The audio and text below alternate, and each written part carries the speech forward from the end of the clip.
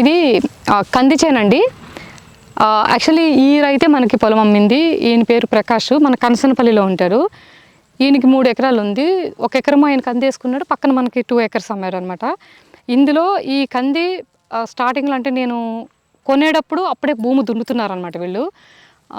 నేను కొనే విధానము అంటే అసలు పొలం పద్ధతి ఇవన్నీ చూసి వాళ్ళకి ఏం అర్థం కాలేదు. ఏంటి ఇవిడి అందరూ క్లీన్గా ఉన్న మట్టితో ఉన్న పొలం కొనాలనుకుంటారు, ఇవి చాలా విచిత్రంగా కొంటుంది పొలము, చెట్లు ఉండాలి, రాళ్ళు రప్పలు ఉండాలి, గుట్టలు ఉండాలి, అసలు ఎవరు వ్యవసాయం చేయకూడదు, పవిత్రంగా ఉండాలి, ఇట్లా మాట్లాడేదాన్ని స్టార్టింగ్ నుంచి. అంటే నేను పొలం కొనడానికి వచ్చినప్పటి నుంచి కూడా పాత పద్ధతిలో మాట్లాడడము, నాకు ఇలా కావాలని అడగటం, వీళ్ళకి అసలు ఏం అర్థమయ్యేది కాదు. ఒక్కళ్ళు కూడా మన మెంటాలిటీ వాళ్ళు లేరనమాట. వాళ్ళకి చాలా కొత్తగా అనిపించేది.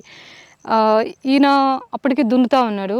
ఏంటమ్మా నువ్వు ఏం చేస్తాడంటే, నేను మందులు లేకుండా ఇలా కెమికల్ లేకుండా దేశవాళీ విత్తనాలతో మన ఆవులతో గో ఆధారిత వ్యవసాయం చేయాలనుకుని లీజులతో చాలా ప్రాబ్లం ఉందండి, అందుకు సొంత పొలం తీసుకోవాలని వస్తున్నానంటే, ఈయన దున్నుతుంటే అయితే నేను కూడా మందులేను, మనం హెల్ప్ చేస్తావని అడిగిండు అనమాట.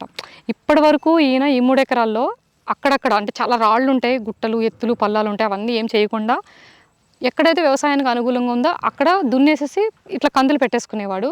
కాకపోతే డిఏపి యూరియా ఇక ఎప్పుడైనా పురుగులు విసిగిస్తే కొంచెం మందులు కొట్టడము, మధ్యలో కలుపు తీసేవారు, లేదంటే ఇక వాళ్ళకి ఓపిక లేకపోతే గడ్డి మందు కొట్టడం అట్లా చేసేవారు. ఈ సంవత్సరం అయితే అసలు ఏమి దీన్ని టచ్ చేయకుండా అట్లనే వెయ్యి, నువ్వు అట్లా చేస్తే మాత్రం నేను పొలం కొనని భయపెట్టి ఈయనకి చాలా ఆరోగ్య సమస్యలు ఉన్నాయన్నమాట, వీళ్ళ ఫ్యామిలీ అంతా. వీళ్ళకి నేను చెప్తాను, నేను నేర్పిస్తాను, మీరు అందరూ మారండి, ఇలాంటి ప్రోడక్ట్ తీసుకోవడానికి చాలామంది వెయిట్ చేస్తున్నారు సిటీస్లో, మనకి జెన్యూన్గా పండించే వాళ్ళు దొరక ఇబ్బంది పడుతున్నారు అని చెప్పి ఈయన చెప్తే ఆపేసాడండి. అసలు మందులు లేకుండా వీళ్ళు పండించడం వీళ్ళ వల్ల కాదనమాట. అప్పటికి మధ్య మధ్యలో చాలాసార్లు మేడం మందులు కొట్టేస్తాము, పూత సరిగ్గా రావట్లేదు, కంది ఎదగట్లేదు, నీట్గా లేదు పొలము, ఎక్కడ చూసినా కలుపు ఉంది, ఇదంతా గునుగు ఇదంతా వచ్చేసింది, ఇదంతా తులసండి. అసలు ఇది కలుపులో కూడా ఎంత మంచి మొక్కలు ఇస్తాడంటే భగవంతుడి సృష్టిలో కలుపులో కూడా ఏమి తీసేయడానికి లేదు, అన్నీ మంచివే.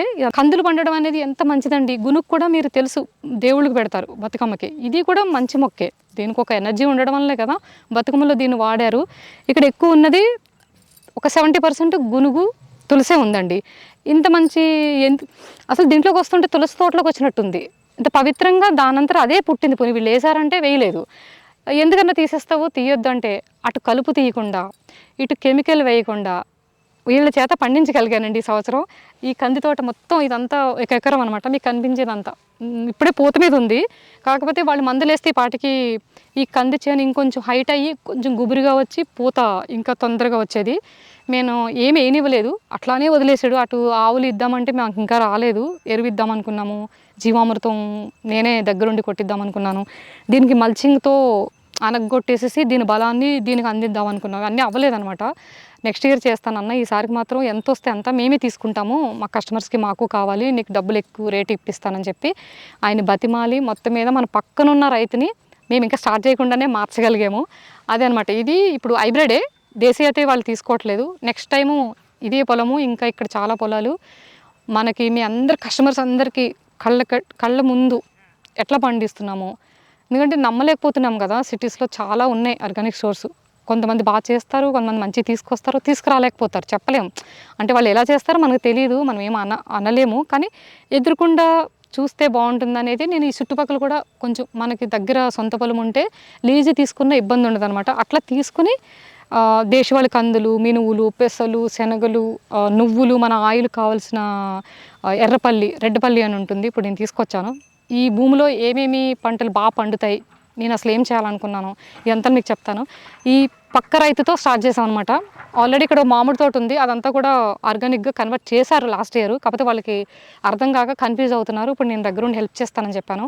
మీ అందరికీ దేశవాళీ మామిడి కొంటుంది, ఆర్గానిక్ హైబ్రిడ్ కొంటుంది.